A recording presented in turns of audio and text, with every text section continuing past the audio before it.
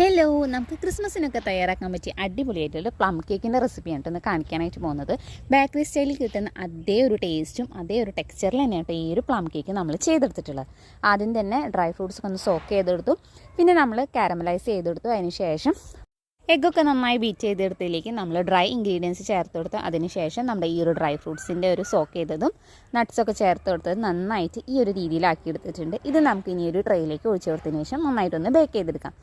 അങ്ങനെ നമ്മുടെ കേക്ക് ഇവിടെ ബേക്കായിട്ട് അടിപൊളിയായിട്ട് സെറ്റായിട്ട് വന്നിട്ടുണ്ട് കേട്ടോ. ഇതിപ്പോൾ ശരിക്കും നമ്മുടെ ബേക്കറിയിൽ കിട്ടുന്ന അതേ ടേസ്റ്റിൽ തന്നെയായിട്ട് കിട്ടിയിട്ടുള്ളത്.